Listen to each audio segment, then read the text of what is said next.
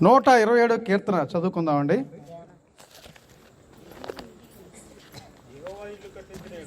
127 కీర్తన ఎన్నో వచనం చదువుతారంటే 2వ వచనం చదువుదాం.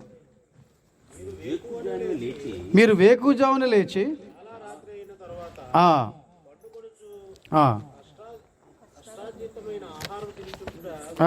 వ్యర్థమే.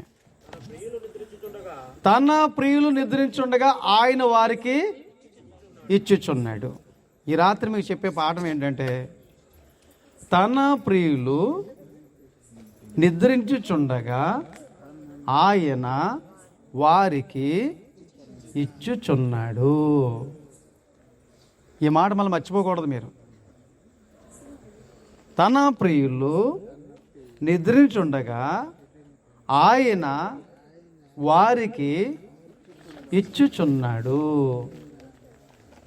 ఈ రాత్రి ఈ అంశం మీద కొన్ని సంగతులు మీకు చెప్తాను. దేవునికి ప్రియులుగా ఎవరుంటారు చెప్పండి? ప్రియులు అంటే అర్థం ఏంటి? ప్రియులు అంటే అర్థం ఏంటంటే ఇష్టుడు అని. ప్రియురాలు అంటే అర్థం ఏంటి? ఇష్టురాలని. ప్రియుడు అంటే ఇష్టుడని. ఎవరు దేవునికి ఇష్టలుగా ఉంటారు? ఎవరైతే ఆయన మాట వింటారో, ఆయన వాక్య ప్రకారంగా బ్రతుకుతారో, ఆయన ప్రేమించి ఆయన ఆజ్ఞలు గైకొంటారో వారు ఆయనకి ఇష్టలు. కాబట్టి తన ప్రియులు నిద్రించుండగా ఆయన వారికి ఏం చేస్తున్నాడంట? ఇస్తున్నాడంట. ఏం కావాలో అన్నీ ఇస్తాడనమాట. నిద్రించినప్పుడు ఇస్తున్నాడు. చూడండి, ఇది రాత్రి సమయం. రాత్రి సమయం అంటే అర్థం ఏంటి? నిద్రపోయే సమయం. అన్ని రకాల జీవరాశులు కూడా నిద్ర కావాలి, మనుషులు కూడా నిద్ర కావాలి. పగలంతా దేవుడు ఎందుకు ఇచ్చాడు అంటే పని చేయడానికి ఇచ్చాడు. రాత్రులు ఎందుకు ఇచ్చాడంటే నిద్రపోవడానికి ఇచ్చాడు. వాళ్ళు ఎవరైనా నైట్ డ్యూటీ చేస్తున్నారంటే వారు ఖచ్చితంగా పగలు నిద్రపోవాలా, లేకపోతే సమస్యలు వస్తాయి. అందుని బట్టి దేవుడు పగలంతా పనిచేసిన తర్వాత మనిషికి నిద్ర కావాలని చెప్పేసి, రెస్ట్ కావాలని చెప్పేసి నిద్రని దేవుడు ఏర్పాటు చేశాడు. అందుకే మనం ఇంట్లో పడుకున్నప్పుడు కూడా లైట్లన్నీ ఆర్పేస్తాం. ఆ చీకటిలోనే నిద్రపోవడానికి ఇష్టపడుతుంటాం. కాబట్టి వెలుగు చీకటిని దేవుడు ఏర్పాటు చేసే కారణం ఇదండి. మనిషి నిద్రపోవాలి. మనిషి ఎన్ని గంటలు నిద్రపోవాలి? అన్ని గంటలు నిద్రపోవాలి. పెద్దోళ్ళకి నిద్ర వయసు పెరిగే కొద్ది తగ్గుతుంది, ఎక్కువ నిద్రపోవాల్సిన అవసరం ఉండదు. కానీ పిల్లలకి మాత్రం ఎక్కువ నిద్ర అవసరం ఉంటుంది. మీరు గమనించండి, నిద్రపోయినప్పుడు మనిషి ఎలా ఉంటాడో చూడండి ఒకసారి. ప్రశాంతంగా ఉంటాడు. అంటే ఇంకే సమస్య ఉండదు. ఇంకో మాట చెప్పాలంటే నిద్ర కంటే గాఢ నిద్ర ఒకటి ఉంటుంది. గాఢ నిద్ర అంటే ఏం జరుగుతుందో ఎవరికేమీ తెలియదండి. ఒకసారి మనం ఏ పెళ్లి కార్యక్రమాలు ఏర్పాటు చేసినప్పుడు 2-3 రోజులు, 1 వారం రోజులు అలా తిరిగి ఆ పని చేసేసి ఇంకా ఆగలేక కాసేపు అక్కడే పడుకుందాం అనుకో అనిపిస్తుంది. పడుకుంటాం కూడాను. అప్పుడు పడుతుంది నిద్రే.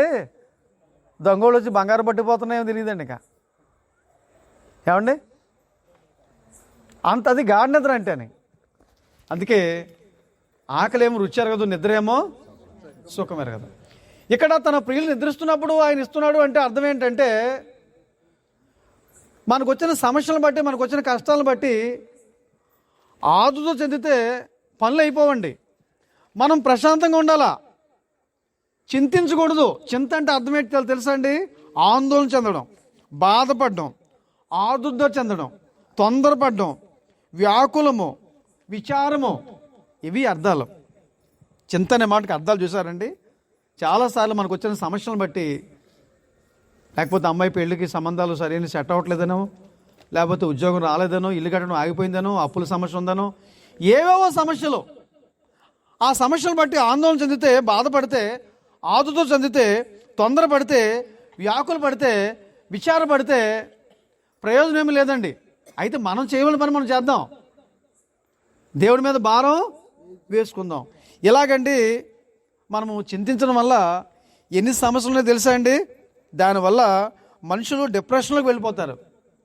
ఇంకా మనుషులు యాంగ్జైటీ ఫీల్ అవుతారు. అంటే ఆతృత, ఆరాటం. డిప్రెషన్ అంటే మనసు చింతాక్రాంతంగా ఉండడం, అధైర్యపడ్డాం. ఇంకోటి ఏంటి, కొంతమంది సూసైడ్ చేసుకుంటారు, ఆత్మహత్యలు చేసుకుంటున్నారు. ఇంకా ఇంకో మాట చెప్పాలంటే బీపీ షుగర్లు ఎందుకు వస్తున్నాయంటే ఏమండి ఈ చింతించడం వల్ల. అందును బట్టి మనం దేవుని మీద భారం వేసుకోవాలా, మనం ప్రశాంతంగా ఉండాలా. తన ప్రియులు నిద్రించుండగా ఆయన వారికి ఇస్తున్నాడు, తన ప్రియులు నిద్రిస్తుండగా ఆయన వారికి ఇస్తున్నాడు. అంటే ఇక్కడ అర్థం ఏంటంటే, నిద్రపోవడం అంటే అర్థం ఏంటంటే పగలు రాత్రి తెలియకుండా నిద్రపోమని కాదు, బరువు బాధ్యత లేకుండా నిద్రపోమని కాదు. మన పని మనం చేద్దాం, దేవుడి పని దేవుడు చేస్తాడు. మన పెద్దోళ్ళు మాట చెప్తారు, గాల్లో దీపం పెట్టి దేవుడు దేవుడు అనకూడదు. మన చేతుల్లో ఏం చేయాలి, అడ్డు పెట్టాలి. మన ప్రయత్నం మనం చేద్దాం. మన ప్రయత్నాలు మనం చేసిన మాత్రం పనులు అయిపోవండి, ఎవరు సహాయం చేయాలా? అప్పుడే మన ప్రతి అవసరం కూడా ఆయన తీరుస్తాడు. మనం ప్రశాంతంగా ఉన్నప్పుడే దేవుడు కార్యాలు జరిగిస్తాడండి. నువ్వు ఆదుర్ద చెందితే పనులు అయిపోవు, నువ్వు బాధపడితే పనులు అయిపోవు, ఆందోళన చెందితే పనులు అయిపోవు, తొందరపడితే పనులు అయిపోవు, వ్యాకులం చెందితే విచారపడితే పనులు అయిపోవు. కానీ దేవుడు తన కార్యాలు జరిగిస్తాడు. నువ్వు ప్రశాంతంగా ఉండు, తొందరపడొద్దు. ఒక్కోసారి అలాగే మనం తొందరపడతామండి. ఓ రోజు మార్తమ్మ అంటుంది, ఏమయ్యా నీకు చింత లేదా, నీకు చింత లేదా? మరేమో దగ్గర కూర్చోబెట్టి నువ్వు వాక్యం చెప్తున్నావు, నేనేమో పనుల భారం వల్ల బాధపడిపోతున్నాను అంటుంది. ఎవరు? మార్తా. నీవు అనేకమైన పనులు కూర్చి విచారపడుతున్నావు. నిజమే, చాలా విచారపడుతున్నాం, మనం కూడా బాధపడుతున్నాం. కంగారు పడొద్దండి, మన దేవుడు గొప్ప దేవుడు, కొండంత అండగా ఉన్నాడు. ఆయన మనకు సహాయం చేస్తాడు. భయపడాల్సిన అవసరం లేదు, బాధపడాల్సిన అవసరం లేదు. ఈ రాత్రి కొన్ని సంగతులు మీకు చెప్తాను, జాగ్రత్తగానండి. మొట్టమొదటి సంగతి ఏంటంటే, మనం ప్రశాంతంగా ఉన్నప్పుడు దేవుడు కార్యం జరిగిస్తాడనే సంగతి మీకు అర్థం అవడానికి మొట్టమొదటి సంగతి, ఆదాము గురించి మనం చదువుకున్నప్పుడు, ఆదాము ఒక అవసరం కలిగి ఉన్నాడు. ఏంటి అతను కలిగి ఉన్న అవసరం?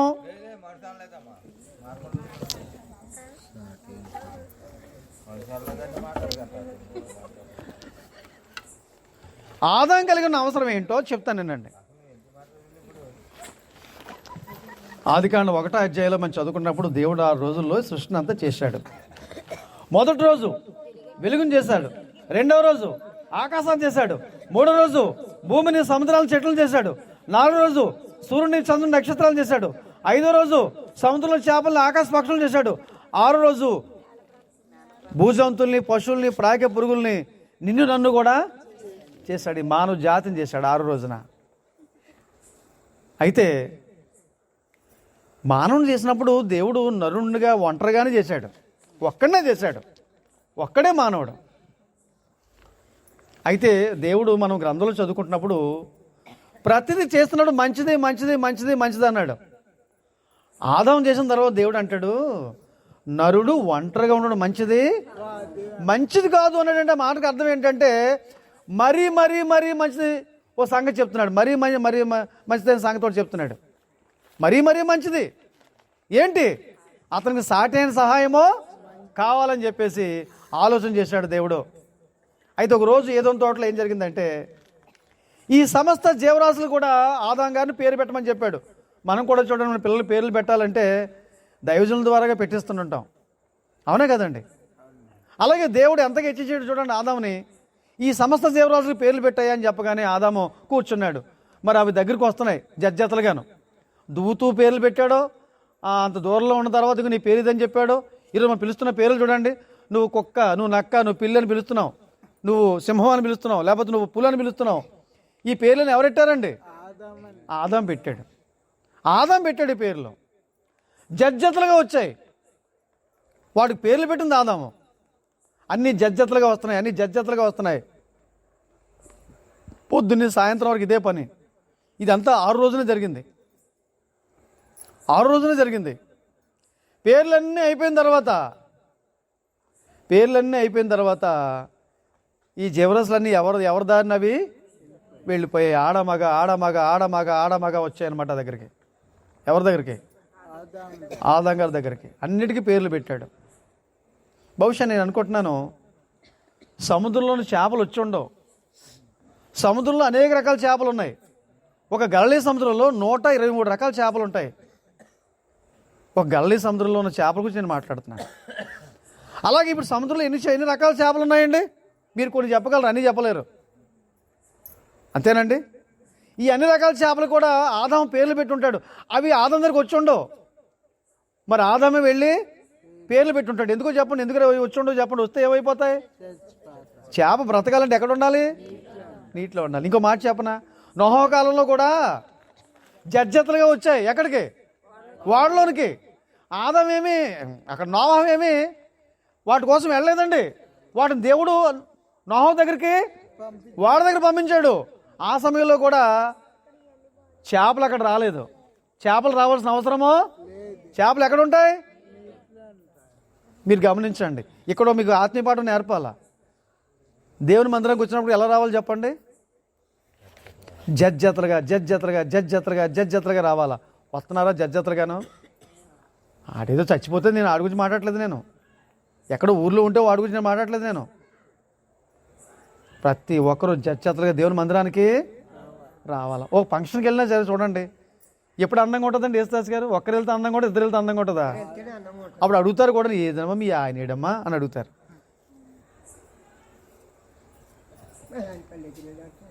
అర్థమవుతుందండి? జడ్జెత్తలకు వెళ్తే నా ఫంక్షన్కి ఏముంటుంది చెప్పండి? అందం ఉంటుందండి. అలాగే దేవుని మందిరానికి కూడా జడ్జెత్తలుగా వెళ్ళాలి. జడ్జెత్తలుగా అంటే ఏంటో అర్థమైంది మళ్ళాను. భార్య అంతే, అది జత అంటే మళ్ళాను భార్య కాదు సుమా, భార్య భర్త అంతే. అందును బట్టి ఆ రోజు దేవుడి మనసులో ఏముందంటే, ఆదాము ఒంటరిగా మంచిది కాదు, అతను సాటైన సహాయం కావాలి. పురుషునికి సాటైన సహాయం ఉండడానికి అన్నదమ్ములు ఉండలేరు, అక్కజెళ్ళు ఉండలేరు, తల్లిదండ్రులు ఉండలేరు, ఎవరు ఉండలేరు. ఒక్క మాత్రమే సాటైన సహాయంగా ఉండగలదు. ఆమె ఎవరండి? భార్య. ఇలాంటి ఆలోచన దేవుడు కలిగి ఉన్నాడు. కానీ ఆదాములో కూడా ఒక అనుమానం వచ్చింది. అవును, కానీ దేవుడు ప్రతిదీ కూడా జడ్జెత్తలుగా చేశాడు కదా, ఆడమగ చేశాడు, మరి నన్ను ఒక్కనే చేశాడేంటి, నాకు జత ఏదని ఆలోచిస్తున్నాడు. ఎప్పుడు వచ్చింది ఇతనికి ఆలోచన? ఈ జీవరాశులన్నిటికీ పేర్లు పెట్టినప్పుడు జడ్జెత్తలుగా వచ్చాయి కదా. ఇలాంటి ఆలోచన ఆదాం కూడా వచ్చి ఉండొచ్చు ఒకవేళ. ఆ సమయంలో ఇప్పుడు ఆదాముకి ఒక అవసరంగా ఉంది, ఒక లోటు ఉంది, ఒక జత కావాలి. అందుకని చెప్పేసి ఆదాముకి దేవుడు జతను ఎప్పుడు ఇచ్చాడో తెలుసా అండి? నిద్రపోయినప్పుడు ఇచ్చాడు. తన ప్రియులు నిద్రించుండగా ఆయన వారికి ఇస్తున్నాడు. మనం ఆదికాండం 2వ అధ్యాయం మనం చదివితే 21 వచనం చదివేయండి. 2:21. అప్పుడు దేవుడైన యెహోవా ఆదామునకు గాఢ నిద్ర కలుగు చేశాను. నిద్రించినప్పుడు నిద్రపోతున్నాడండి. నిద్రపోతున్నాడా లేదా? నిద్రపోతున్నాడంటే అర్థం ఏంటి చెప్పండి? ప్రశాంతంగా ఉన్నాడు. నిద్రపోయినప్పుడు మనిషి ప్రశాంతంగా ఉంటాడండి. ప్రశాంతంగా ఉన్నప్పుడు ప్రక్కటెముక ఎముక తీసి స్త్రీనిగా నిర్మించి ఆమెను ఆదాముకు భార్యగా జడ్జ్ చేశాడండి, భార్యగా ఇచ్చాడండి. గమనించండి, ఇక్కడ మొట్టమొదటి ఆపరేషన్ ఎవరు చేశారు? దేవుడే చేశాడు. మొట్టమొదటి వైద్యుడు ఎవరు? మొత్తిచ్చే డాక్టర్ ఎవరు? మొట్టమొదట యెహోవా దేవుడేనండి. ఆయన ఆపరేషన్ చేశాడు, ఆయన మొత్తిచ్చాడు. గాఢ నిద్రట. ఇలాగా నిద్ర మేలుకున్నాడు. ఇలా చూసేసరికి ఒక అందమైనటువంటి స్త్రీ తనకు ఎదురుగుండా కనబడుతుంది. ఈరోజు స్త్రీలు మేము చాలా అందంగా ఉన్నాం అనుకుంటున్నారు. ఈ అందగత్తులందరూ ఎవరి నుంచి వచ్చారండి? అబ్బమ్మను మించిన అందగత్తులు ఎవరుంటారు చెప్పండి?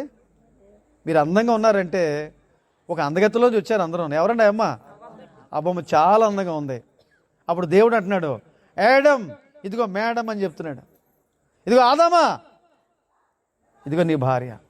అప్పుడు ఆదాంకి అర్థమైందటండి, ఈమె ఎక్కడి నుంచో రాలేదు, నాలో సగభాగం, నా ఎముకలో ఎముక, నా మాంసంలో మాంసము, నువ్వు నరులో తీయబడ్డావు కాబట్టి నువ్వు నారి అనబడతావు. నారి అనబడతావు. నారి అంటే అర్థం ఏంటంటే నరుణ్ణి వశం చేసుకునేది. అర్థమవుతుందండి? నరుణ్ణి వశం చేసుకునేది. నువ్వు నారి అనబడతావు. అందును బట్టి ఆదాము ప్రశాంతంగా ఉన్నప్పుడే దేవుడు తన లోటుని, తన అవసరతని తీర్చాడు. ప్రశాంతంగా ఉన్నప్పుడు ఇచ్చాడండి. కాబట్టి తన ప్రియులు నిద్రించుండగా ఆయన వారికి ఇస్తున్నాడు. ఇంకో సంగతి మీకు జ్ఞాపకం చేస్తాను. దానియేలు గ్రంథంలో మరొక సందర్భం కనబడుతుంది మనకి. దానియేలు గ్రంథంలో మనం చదువుకుంటున్నప్పుడు ఇక్కడ రాజు ఒక కలగ అంటాడు.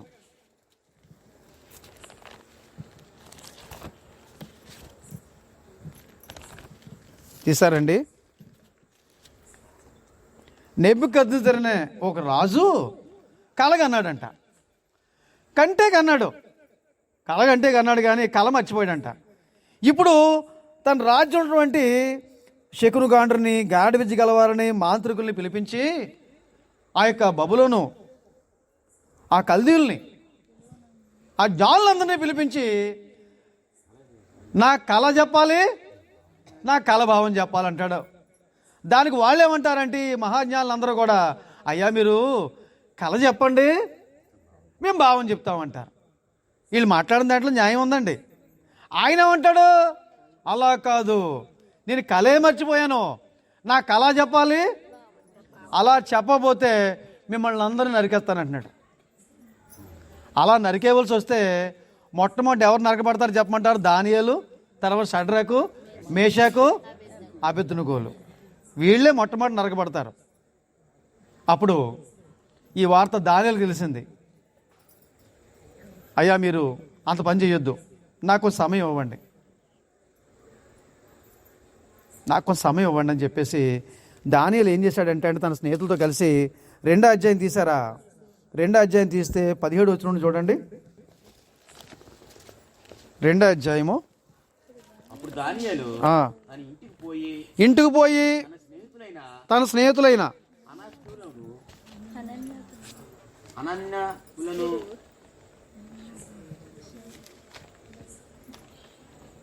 చదవండి.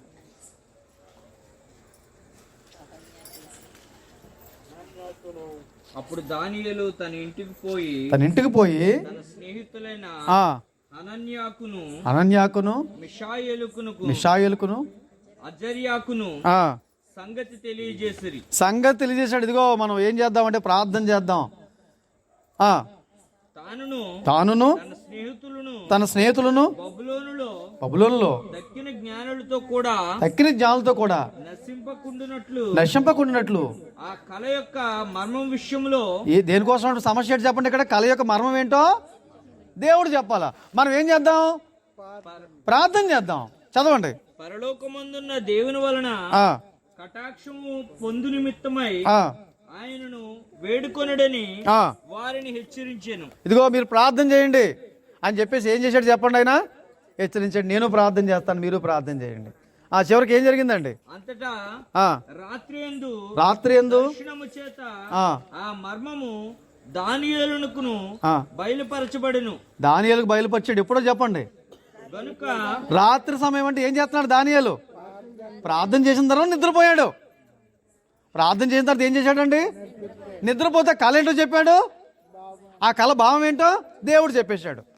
నిద్రపోతున్నప్పుడు, ప్రశాంతంగా ఉన్నప్పుడు అర్థమవుతుందండి. ఏంటా కళ, ఏంటా భావం అంటే, ఇదిగో చూడు రాజా, 4 రాజ్యాలు నీది బబులోను సామ్రాజ్యం, నువ్వు బబులోను రాజువి. నీ తర్వాత నీ సామ్రాజ్యాన్ని ఓడించి ఇంకో రాజ్యం వస్తుంది, మాదీలు పారసీక సామ్రాజ్యం. ఆ తర్వాత మాదీలు పారసీక సామ్రాజ్యం ఓడించే సామ్రాజ్యం కూడా వస్తుంది, గ్రీకు సామ్రాజ్యం. ఆ గ్రీకు సామ్రాజ్యాన్ని ఓడించి మరో సామ్రాజ్యం వస్తుంది, రోమా సామ్రాజ్యం. ఆ రోమా సామ్రాజ్యం ఓడించి మరో సామ్రాజ్యం వస్తుంది, అది దేవుని సామ్రాజ్యం. ఆ దేవుని సామ్రాజ్యం యుగ యుగాలు ఉంటుంది, అది ఎప్పటికీ నాశనం అవ్వదని చెప్తాడు. ఇది కళ భావనం, మీకు సులువుగా చెప్పాలంటే. కాబట్టి దానియేలుకి ఈ కళభావం చెప్పడం అనేది దేవుడు బయలుపరచడం ఎప్పుడు జరిగింది చెప్పండి. దానియేలు ఎప్పుడు ఇచ్చాడు చెప్పండి ఈ దర్శనం భావం? అతడు ప్రశాంతంగా నిద్రపోతున్నప్పుడు దర్శనము చేత ఆ మర్మము దానియేలునకు బయలుపరచబడెను. అతడు ప్రశాంతంగా ఉన్నాడు, నిద్రపోతున్నాడు. అప్పుడు దర్శనం వచ్చింది. ఆ మర్మాన్ని దేవుడు అతనికి బయలుపరిచాడు. చివరికి ఇంకొకటి మాట చదివేయండి. అక్కడ ఏముంటుందంటే 49వ వచనం చదివేయండి. 49వ వచనం చదివేయండి. అప్పుడు అంతటా దానియేలు రాజునొద్ద మనవి చేసుకొనగా రాజు షద్రకు మేషకు అబేద్నెగోయును వారిని బబులోను సంస్థానము మీద విచారణకర్తలుగాను నియమించెను. విచారణకర్తలుగా వాళ్ళని దేవుడు నియమించాడు. ఎంతగా హెచ్చించాడు చూడండి వాళ్ళని, షడ్రకు, మేషకు, అబ్దనగోల్ని, దానియేల్ని. ఇక్కడ చూడండి, నేను అప్పుడే 2 సంగతులు చెప్పేశాను. మొట్టమొదటి సంగతి, ఆదాము ప్రశాంతంగా ఉన్నప్పుడే అతను లోటేంటో తీర్చాడు, భార్యనిచ్చాడు. దానియేలు అతని స్నేహితులు ప్రశాంతంగా ఉన్నప్పుడే వారి సమస్యకి పరిష్కారము చేశాడు. లేదా వాళ్ళందరినీ చంపేస్తాడు అంతే రాజుగారు. కళ ఏంటో చెప్పాడు దేవుడు, కళ భావం ఏంటో చెప్పేశాడు. ఇక మూడవ సంగతి ఏంటంటే, యోసేపుకు ఒక సమస్య వచ్చింది. యోసేపు అంటే ఎవరండి ఆయన? ఆ యోసేపు కాదు, క్రొత్త నిబంధనలో యోసేపు, మరియమ్మ భర్త అయినటువంటి యోసేపు. ఈయనకు వచ్చిన సమస్య ఏంటంటే, మరియమ్మకి యోసేపుకి ప్రదానం జరిగింది. ఏం జరిగిందండి? ప్రదానం మాత్రమే జరిగింది. ప్రదానం జరిగిన తర్వాత మరియమ్మ గర్భవతి అయింది. ఒకరోజు దేవదూత వచ్చాడు, మరియా భయపడొద్దు, ఇదిగో నువ్వు పరిశుద్ధాత్మ శక్తి వల్ల గర్భవతి అవుతావు. పుట్టబో శిశువు ఎవరో కాదు, లోకరక్షకుడు. ఆయన తన ప్రజలను వారి పాప నుండి ఆయన రక్షిస్తాడు, లోకరక్షకుడు పుట్టబోతున్నాడని చెప్పగానే ఆ అమ్మ సరే దేవుని మాటను నమ్మింది. ఇప్పుడు ఆ అమ్మ ఎప్పుడైతే గర్భవతి అయిందో యోసేపుకి అనుమానం వచ్చింది. నిజంగా చెప్పాలంటే అండి, మరియమ్మ గురించి మనం ఆలోచన చేస్తే, సమాజంలో ఆ అమ్మ ఈ 9 నెలలు నిండుతున్నప్పుడు ఎంతమంది ఎన్ని మాటలు ఉంటారో, ఎన్ని అవమానాలు భరించి ఉంటుందో అమ్మ. ఎవరి కోసం? లోకరక్షకుడి కోసం. ఎన్ని అవమానాలను భరించడానికి సిద్ధపడిందండి ఆ తల్లి. చేయని నేరానికి ఎన్ని మాటలు, ఎవరెవరు ఎన్ని మాటలు అని ఉంటారో. సరే, కాస్త మరియమ్మను పక్కన పెడితే యోసేపుని ఎవరన్నా ఏమని అని ఉంటారంటారా? చేతగానోళ్ళ ఉన్నాడు వీడు, పనికిమాలినోడు, తన భార్య గర్భవతి అయిపోయింది, ఇంకా పెళ్లి కాలేదు అని చెప్పేసి ఎన్ని మాటలు ఎవరిని ఉంటారు చెప్పండి? యోసేపుని కూడా అని ఉంటారండి. ఆ నిందలన్నీ భరించాడు. సరే, మనం గ్రంథంలోకి వెళ్ళినట్లయితే ఇప్పుడు యోసేపుకు ఆలోచన వచ్చింది. యూదుల చట్టం ఏం చెప్తుందంటే అండి, ప్రధానం అయిన తర్వాత ఆమె గర్భవతి అయింది అంటే అది వ్యభిచారం. ఆ స్త్రీ వ్యభిచారం చేసింది. ఇలా వ్యభిచారం చేసిన వాళ్ళు ఏం చేయమని చెప్తుంది ధర్మశాస్త్రం? రాళ్ళు ఇచ్చి కొట్టి చంపేయాలి. ఒకసారి ఆ మాట చదువుదామా? యోహాను సువార్త 8వ అధ్యాయం తీయండి. యోహాను సువార్త 8వ అధ్యాయం 4వ వచనంలో మాటను చూడండి. యోహాను సువార్త 8వ అధ్యాయం 4వ వచనం. వ్యభిచారం చేయుచుండగా పట్టబడింది, అటువారిని రాళ్ళు రువి చంపవాలని ధర్మశాస్త్రంలో మోసే మనకు ఆజ్ఞాపించాడు కదా. నిజమే కదా మరి ఇది. ఈ విషయం ఎక్కడుందంటే లేవియ కాండము 20వ అధ్యాయం 10వ వచనంలో ఉంది, చదవండి. లేవియ కాండము 20వ అధ్యాయం 10వ వచనం అండి. 20వ అధ్యాయం 10వ వచనం. పరుని భార్యతో వ్యభిచరించిన వానికి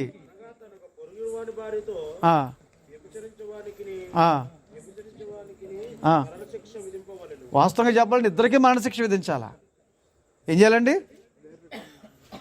ఇద్దరికీ మరణశిక్ష విధించాలా? కాబట్టి ఇప్పుడు యూదుల చట్ట ప్రకారంగా ఇప్పుడు మరియమ్మ మరణశిక్షకి పాత్రురాలు, ఓ రకంగా చెప్పాలంటే. ఇప్పుడు యోసేపు ఏం చేయాలంటే పంచాయతీ పెట్టాలా. పంచాయతీ పెట్టడానికి ఆ అమ్మను అవమానపరచడానికి యోసేపుకి ఇష్టం లేదండి. ఇంకా మీకు పాత నిబంధనలో మరో విషయం చెప్పాలంటే, ఒక అమ్మాయి ఒక పురుషునికి ప్రదానం చేయబడిందంటే ఏమవుతుందో తెలుసా అండి? భార్య అయిపోతుందంట. ఒకసారి ద్వితీయోపదేశకాండము 22వ అధ్యాయము 23, 24 వచనాలు చూడండి. ద్వితీయోపదేశకాండము 22వ అధ్యాయము 23, 24 వచనాలు చదవండి. ఎవరైనా సోదరులు చదవండి. కన్యకైన చిన్నది ఆ అమ్మకు ప్రదానం చేయబడింది. తర్వాత ఊర్లో ఆమెను కలుసుకొని ఆమెతో ఒకవేళ ఏదైనా తప్పు చేస్తే సైనిస్తే ఇద్దరిని తీసుకురావాలా. చిన్నది ఊరిలో కేకలు వేయించున్నందున కేకలు వేయకున్నందున అది కేకలు వేస్తే మంచిదే, నన్ను రక్షించండి అని చెప్తే, కానీ కేకలు అయిపోతే ఆమె తప్పు చేసిన లెక్క అనమాట. ఆమెను తన పొరుగువాని భార్యను. చూసారు, అక్కడ ఒక మాట గమనించండి. తన పొరుగువాని భార్యను. ఇంకా పెళ్ళి అవ్వలేదు, మరి ఏమైంది? ప్రధానం అయింది. మరి ఏమవుతుంది ఆ అమ్మ అతనికి? తన పొరుగువాని భార్యను అవమానపరిచినందున ఆ మనిషిని రాళ్లతో చావగొట్టవలెను. చావగొట్టవలను. ఇప్పుడు మరియమ్మ కూడా యోసేపుకి ఏమవుతుంది చెప్పండి? ఇప్పుడు భార్య అయింది. మత్తయి సువార్త 1వ అధ్యాయము 18వ వచనం చదవండి. మత్తయి సువార్త 1వ అధ్యాయం 18వ వచనం చదవండి.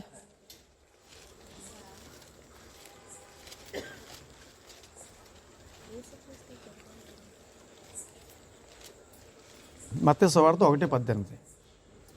యేసుక్రీస్తు జనన విధం ఎట్లనగా ఆయన తల్లి అయిన మరియా యోసేపునకు ప్రదానం చేయబడిన తర్వాత వారేకము కాకమునుపు ఇంకా వారు ఏకం అవ్వలేదు, ఇంకా వివాహం అవ్వలేదు.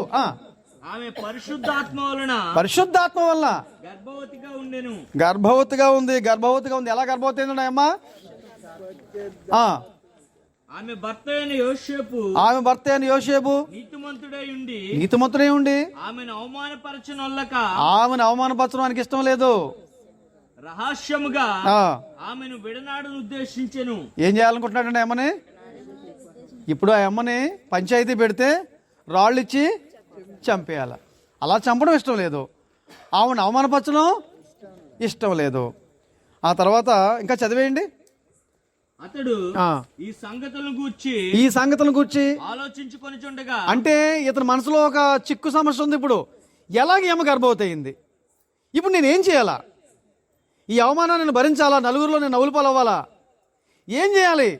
నాకు ఇలాంటి సమస్య వచ్చింది ఏంటని చెప్పేసి చాలా ఆలోచిస్తున్నాడండి. ఆలోచించుకుని నిర్ణయానికి వచ్చాడు. ఆ అమ్మను అవమానపరచడం నాకు ఇష్టం లేదు, పంచాయతీ పెట్టడం నాకు ఇష్టం లేదు, నేనే ఒక నిర్ణయానికి వస్తాను. ఏం చేయాలనుకుంటున్నాడంటే రాత్రి బ్యాగ్ సర్దేసుకొని, బట్టలు సర్దేసుకొని ఆ అమ్మకు తెలియకుండా ఎంతో దూరం వెళ్ళిపోయి మళ్ళీ కంటికి కనిపించకుండా ఉండాలని అనుకుంటున్నాడండి.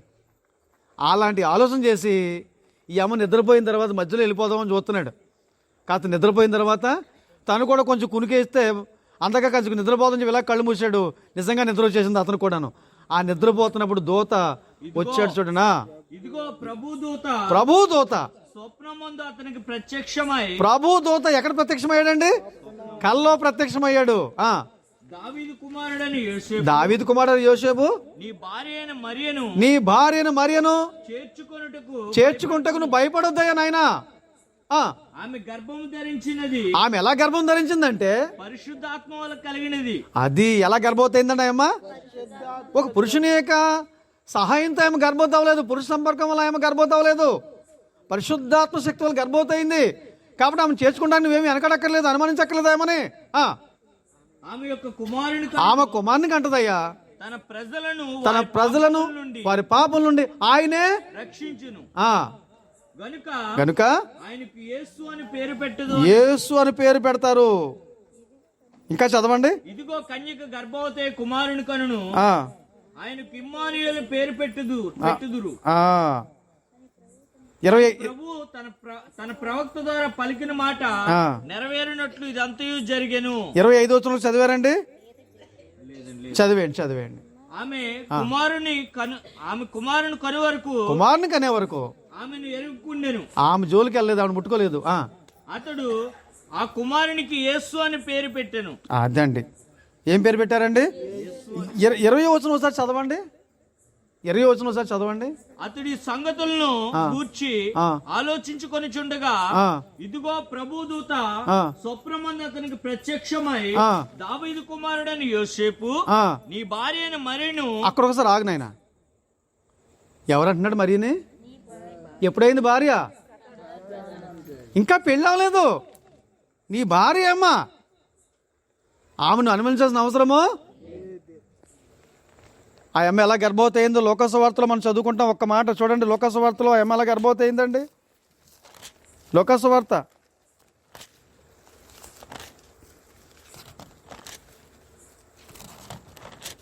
గర్భిణీతో వచ్చాడు, 2వ అధ్యాయం 33వ వచనం. యోసేపును ఆయన ఆయన తల్లియు ఆయనను గూర్చి చెప్పబడిన మాటలు విని ఆశ్చర్యపడి ఒక్క మాట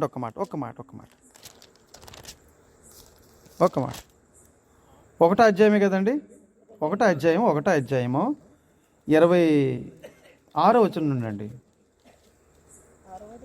6వ నెలలో గబ్రియేలును దేవదూత గలిలియాలోని 31వ వచనం చదివేయండి. ఇదిగో నీవు గర్భము ధరించి కుమారుని కని ఆయనకు యేసు అని పేరు పెట్టుదు, ఆయన గొప్పవాడై సర్వోన్నతిని కుమారుడు అనబడును. ప్రభువైన దేవుడు ఆయన తండ్రి అయిన దావీదు సింహాసనం ఆయనకి ఇచ్చును, ఆయన యాకోబు వంశస్థులను యుగయుగములు ఏలును, ఆయన రాజ్యము అంతలేనిదే ఉండును ఆమెతో చెప్పాను. అందుకు మరియా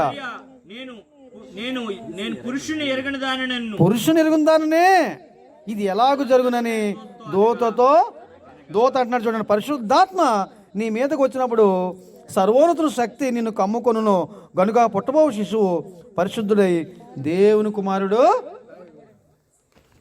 ఏమండి, యోసేపు సమస్య పరిష్కారం ఎప్పుడు జరిగింది చెప్పండి? నిద్రపోతున్నప్పుడు. నిద్ర మేలుకొని అనే మాట లేదప్పుడు మనం చదవలేదా? యోసేపు నిద్ర మేలుకొని అంటే ఏం చేస్తున్నాడు? నిద్రపోతున్నాడు. మీరు చేసే పని చేస్తున్నాడు. ఏం చేస్తున్నాడండి? నిద్రపోతున్నాడు. ఇంకొక సంగతి చెప్పేసి ముగించేస్తాను. 3 సంగతులు చెప్పేసి అప్పుడే నేను. మొట్టమొదటి సంగతి చెప్పండి. ఆదాము నిద్రపోతున్నప్పుడే అతను లోటు, తనకు భార్య కావాలని చెప్పేసి దేవుడు భార్యని ఇచ్చాడు. 2, దానియేలు నిద్రపోతున్న సమయంలోనే దర్శనం ఇచ్చి ఆ కళ ఏంటో కలభావం ఏంటో చెప్పాడు. 3, యోసేపుకి ఒక సమస్య వచ్చింది, తన భార్య మీద అనుమానం వచ్చింది. ఆ అనుమానాన్ని నిద్రపోతున్నప్పుడే తన సమస్య పరిష్కారము చూపించేశాడు. ఇక 4వ సంగతి ఏంటంటే అపోస్తల కార్యాలు 12వ అధ్యాయంలో ఇది చెప్పేసి ముగించేస్తాను. అపోస్తల కార్యాలు 12వ అధ్యాయంలో సంఘానికి శ్రమలు వస్తున్న దినాలు అవి. సంఘానికి శ్రమలు వస్తున్నాయి, దైవజనులకు శ్రమలు వస్తున్నాయి, అపోస్తలకు శ్రమలు వస్తున్నాయి.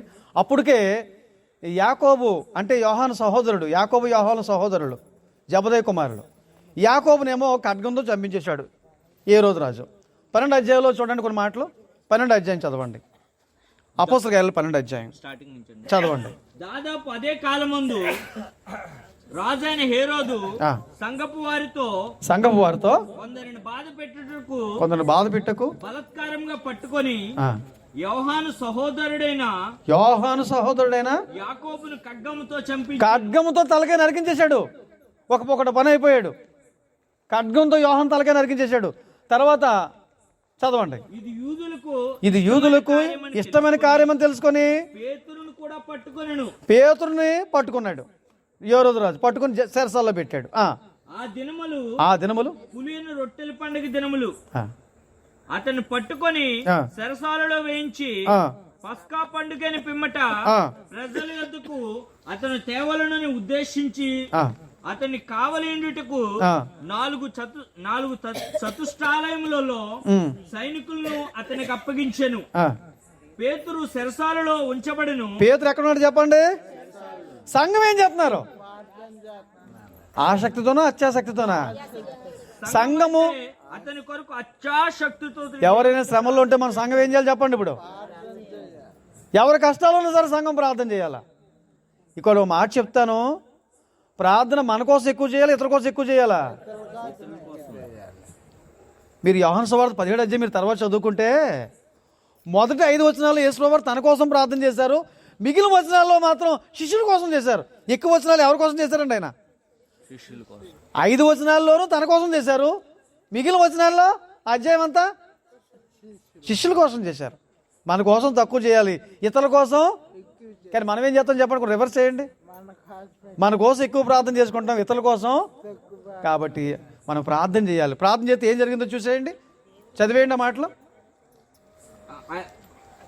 సంఘమైతే అతని కొరకు అత్యాశక్తితో దేవునికి ప్రార్థన చేయుచుండెను. హేరోదు అతనిని వెలుపలికి తీసుకొని రావాలని ఉండగా ఆ రాత్రి అంటే ఉదయము పేతురు గారిని చంపేస్తారు. ఈ రాత్రి ఆలోచన చేసి చెప్పేశారు. ఇంకా ఉదయం పేతురు గారికి ఆ యాకోబుని ఎలాగైతే చంపేశారో పేతురు గారిని కూడా అలాగే చంపడానికి ఆలోచన చేశారు. ఆ రాత్రి ఏం జరిగిందో చూడండి. ఇప్పుడు రాత్రి ఏం జరిగిందో చూడండి. రాత్రియే ఆ, పేతురు ఆ. 2 సంకెళ్లతో బంధింపబడి, 2 సంఖ్యలు అంటే ఈ పక్కన ఒకడు ఉన్నాడు సైనికుడు, ఈ పక్కన ఒకడు ఉన్నాడు. ఈయన చేతికో బేడి ఉంది, ఆ సైనికుడు చేతికో బేడి ఉంది, ఈ చేతికో బేడిని, ఆ సైనికుడు చేతికో బేడిని. బయటికి ఉన్నాను బాబు, బయటికి వెళ్దామన్నా సరే వీళ్ళు కూడా ఉంటారు. ఇప్పుడు చదువు నాయన, ఇప్పుడు చదువు. 2 సైనికుల మధ్య ఆ, నిద్రించుచుండెను. నిద్రిస్తున్నాడు. ఆ మాట గమనించండి. ఏం చేస్తున్నాడండి? 2 సైనికుల మధ్య ఏం చేస్తున్నాడు పేతురు గారు? పొద్దున ఉరిదెత్తన్న మనిషికి నిద్ర వస్తుందండి? చెప్పండి. ఒకళ్ళ భార్య పిల్లలు ఉంటే, అయ్యో నా పిల్లలు, ఆ చదువుకునే కుర్రోడు హాస్టల్లో ఉన్నాడు, నా భార్య ఏమైపోద్ది, నా పిల్లలు ఏమైపోతారు, అయ్యో నేను నా బతుకు ఈ వాళ్ళతో సరే ఇంకా పొద్దున్న 5 గంటలు నన్ను విరుదు తీసేస్తారని చెప్పేసి నిద్ర కంటి మీద నిద్ర రెప్పలు పడతాయండి. మీకు చిన్న ఉదాహరణ చెప్తానే. ఒక మనిషిని కాళ్ళు చేతులు కట్టేసి ట్రైన్ వస్తుంది, ఆ పట్టాల మీద పెట్టారనుకుందాం కాసేపు. ట్రైన్ సౌండ్ వినబడింది, ఇప్పుడు వచ్చేస్తుంది అనమాట. ఎలా ఉండదో సార్ ఊహించుకోండి ఒకసారి. భయం ఎత్తదా? భయం ఎత్తదండి? ఒకసారి ఊహించుకోండి. ఈరోజు పేతురు గారు నిద్రపోతున్నాడంట. మీరు అనుకుంటున్నారు మామూలు నిద్ర అనుకున్నారు కనుక. మీకు కింద వచ్చిన మీకు చూపిస్తాను. మామూలు నిద్ర కాదు అది, గాఢ నిద్ర. ఎలాగో మీకు చెప్తాను చూడండి. కింద వచ్చిన చదివేయండి, అక్కడ ఉంది. చదివేయండి త్వరగా. నేను చదివాను ఈసారి, స్పీడ్గా చదివి ఈసారి. ఇదిగో ప్రభు దూత అతని దగ్గర నిలిచాను. ప్రభు దూత వచ్చాడు, అతని దగ్గర నిలబడ్డాడు. అతడు ఉండిన గదిలో వెలుగు ప్రకాశం, గది నిండా వెలుగు వచ్చేసింది. పేతురు గారి గదిలో వెలుగు వచ్చేసింది. దూత పేతురు ప్రక్కన తట్టి, పేతురు పక్కన తట్టి లేవయ్య అని చెప్పాడు. లే అని చెప్పాడు. త్వరగా లెమ్మని చెప్పి, త్వరగా లెమ్మని చెప్పి అతని లేపగా సంకెళ్ళు అతని చేతుల నుండి ఊడిపడెను. ఈ సంఖ్యలు ఏమైపోయి చెప్పండి. కుడి పక్కన ఒకడు, ఎడపక్కన ఒకడు ఉన్నాడు సైనికుడు. సంఖ్యలు ఏమైపోయాయి? ఊడిపోయాయి. చదివేండి ఇంకాను. అప్పుడు దూత అతనితో, నీవు నడుము కట్టుకొని, లేనాయనా ఇంకా తువ్వాలేదైనా ఉందా, నడుం కట్టుకో, చెప్పులు వేసుకో.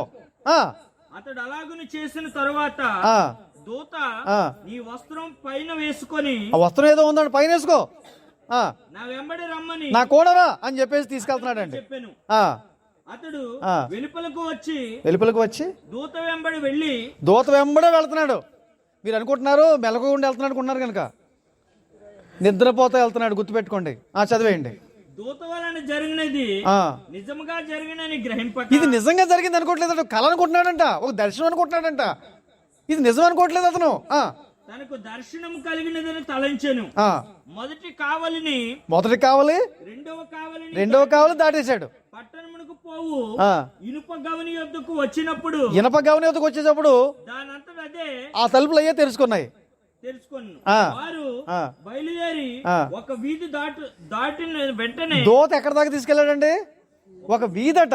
ఒక వీధి ఎంత దూరం ఉంటుందో నాకు తెలియదు. మరి ఆ వీధి అంతా కూడా ఏం చేసి చెప్పండి, కూడా ఉండి ఇంకా నిద్రపోతున్నా అనుకుంటున్నారా, మెలకు వచ్చింది అనుకుంటున్నారా మీరు? చూడండి, తర్వాత వచ్చిన ఉందన్నమాట. దాటిన వెంటనే అతనిని విడిచిపోయాడు. అప్పుడు దూత వదిలిపెట్టి వెళ్ళిపోయాడు. పేతురు తెలివి వచ్చి, ఆగండి. పేతురుకి ఏమొచ్చిందటండి? ఇప్పుడు దాకా ఏం చేస్తున్నాడు అంటే నిద్రమత్తులో ఉన్నాడు. అప్పుడప్పుడు మీరు పిల్లల్ని తీసుకొస్తారు కదా, చిన్నపిల్లల్ని. మొదట్లో చాలా ఉత్సాహంగా ఉంటారండి, మరి ఎక్కువసేపు ఉండలేరు కదండి. ఇక అక్కడి నుంచి నిద్రపోతారు. నిద్రపోయిన తర్వాత వాళ్ళు తీసుకెళ్ళేటప్పుడు ఇలా కొట్టు అలా కొట్టు ఏదో బాబు అని చెప్తున్నట్టు ఏడుతా మొత్తానికి ఏం చేస్తారండి, మీ కూడా నడుస్తూ వస్తారు కానీ మత్తులో ఉండి నడుస్తారు. అవునే కదా చెప్పండి? మత్తులో ఉండే కదండి.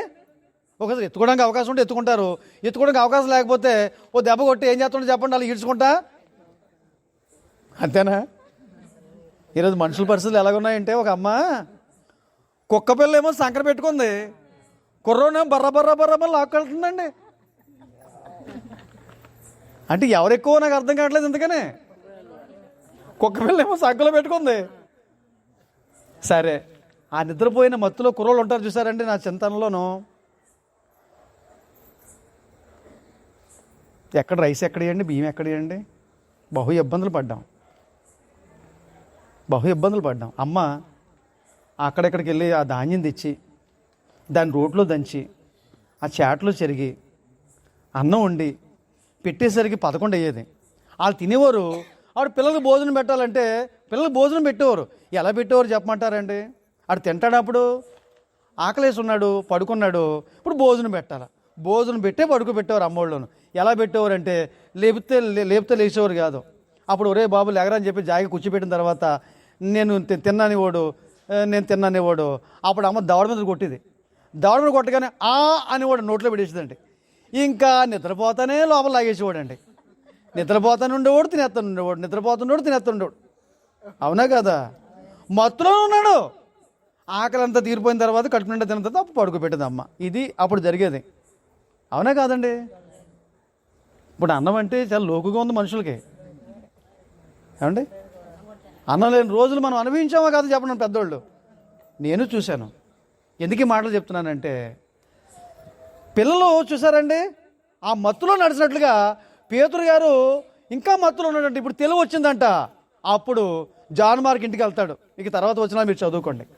ఎందుకు ఈ మాటలు చెప్తున్నానంటే, నేను 4 సంగతులు చెప్పాను.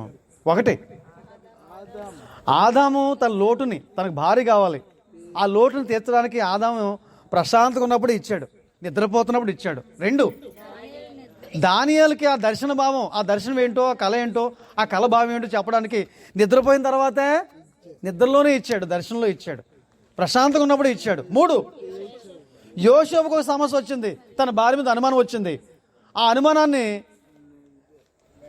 దేవుడు ఒక దూతను పంపించి తీర్చాడు. ఎప్పుడు? నిద్రపోతున్నప్పుడే.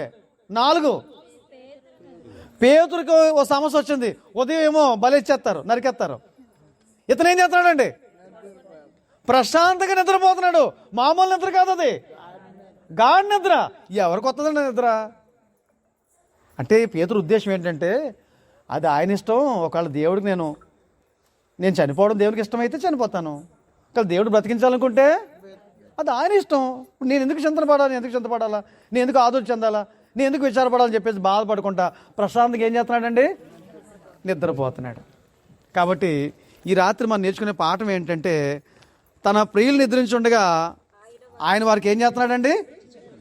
కాబట్టి ఇక్కడ నిద్రించడం అంటే అర్థం ఏంటంటే, చింతించొద్దు, ఆందోళన చెందొద్దు, బాధపడొద్దు, ఆదుర్ద చెందొద్దు, తొందరపడొద్దు, వ్యాకులు పడొద్దు, విచారపడొద్దు. అదే మాటకు అర్థం. కంగారు పడకండి, మీరు ప్రశాంతంగా ఉండండి. తన ప్రియులు నిద్రించుండగా ఆయన వారికి ఏం చేస్తున్నాడు? ఇస్తున్నాడు. గ్రంథంలో ఒక మాట ఉంటుంది, నీ చేతికి వచ్చిన ఏ పనైనా నీ శక్తి లోపం లేకుండా చేయి, నీ పాతాల ముందు పని ఉండదు, ఉపాయం ఉండదు అంటాడు. ఎక్కడుందన్న మాట? పని చేయాలి, మన పని మనం చేద్దాం, మన ప్రయత్నం మనం చేద్దాం. దేవుడు ఏం చేస్తాడండి? సహాయం చేస్తాడు.